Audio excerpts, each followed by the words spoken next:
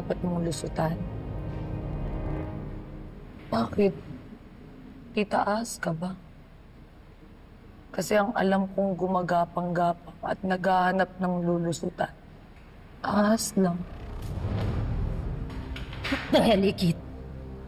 Manahimik ka, baka ikaw ang daling ko sa'yo. Enough. Ikit, ba't ka ba ganyan? Lahat na lang ng kilos namin nilalagyan mo ng mali siya. Eh kasi binibigyan niyo rin ako ng dahilan para pagdudahan ko kayo.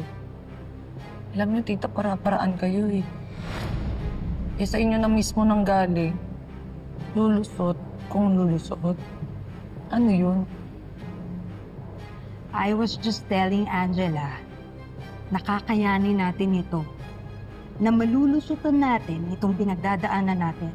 Kahit nahihirapan si Gani, he is fighting for his life. Kung gusto mong gumaling agad ng tatay mo, sana huwag mo na siyang bigyan ng sama ng loob.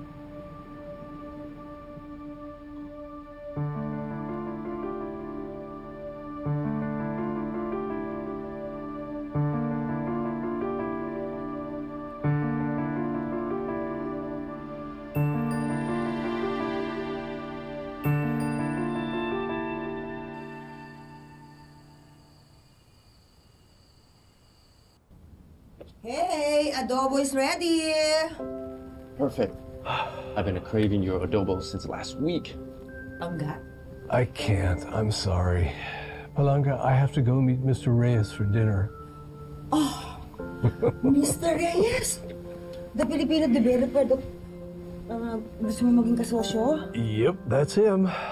Looks like we're finally going to close the deal and branch out into the Philippines. Pangga, kailan kayo pupunta ng Philippines? Can I go with you, please? I don't think that's a good idea. Why not? Maybe I get lucky this time. Baka mahanap ko na yung mag-ama ko.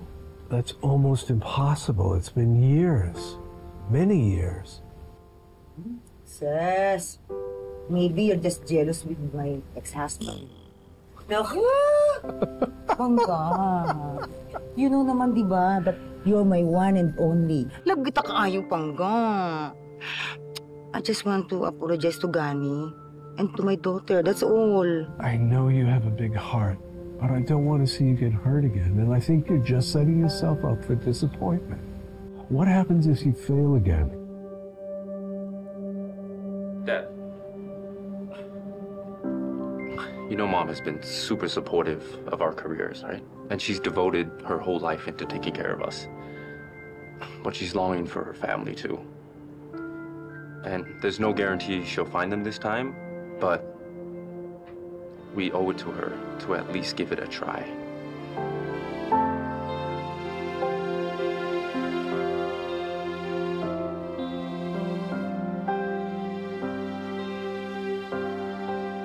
Talaga, Doc, maganda na po yung improvement ng kalagayan ni tatay. Yes.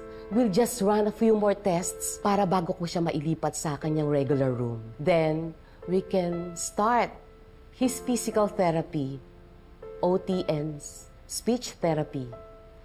And syempre, importante din yung strong emotional and social support na makukuha sa inyo na pamilya niya. I agree, Doc. Thank you for taking care of my husband. Sige po, i-ready ko na po yung mga test ni Mr. Karingal. Excuse me po. Salamat po. Maraming salamat po. See, kung ano yung sinabi ni Doc na, you know, despite our differences and misunderstandings, kailangan nating ayusin yung relationship natin para mapabilis na rin yung paggaling ni Gani. Right, girls? Ako po sa akin, wala naman pong problema eh. Para kay tatay, laban lang po ako. Ange. Sure. Ano ba ang attitude yan? Alam mo, nare-realize ko kung ba't lagi kayo nagkakabanggaan ni Ikit. It's your fault. You're so immature. Mag-apologize ka nga kay Ikit. Mag-sorry ka. For what? Kailangan ko pa bang isa-isahin? Go and apologize. I'd rather die kaysa mag-sorry dyan, no? Hindi ba? Itong bahay to. Ikit, pasensya ka na, ha? Masyado ko kasing na-spoil si Angela. Kakausapin ko siya. I hope mapatawad mo kami sa mga nagawa namin sa'yo. Aaminin ko na insecure ako sa'yo kasi alam kong mahal na mahal ka ng tatay mo. But rest assured, from now on, maaasahan mo ako. Lalong-lalo na to take care of Gani.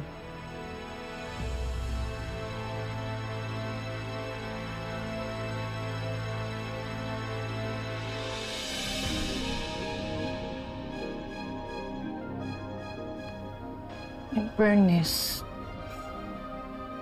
convincing naman siya. Pero sana totoo.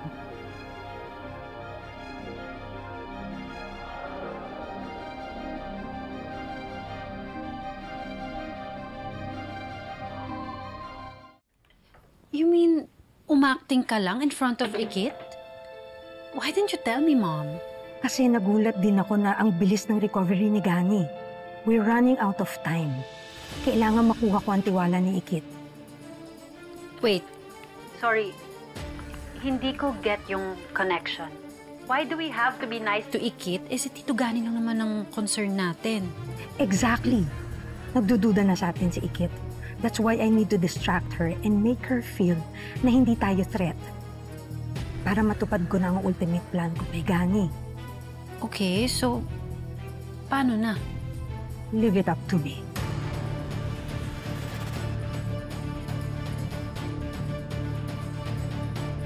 Hindi ko na iintayin na makapagsalita pa si Gani. I need to eliminate him. It's now or never.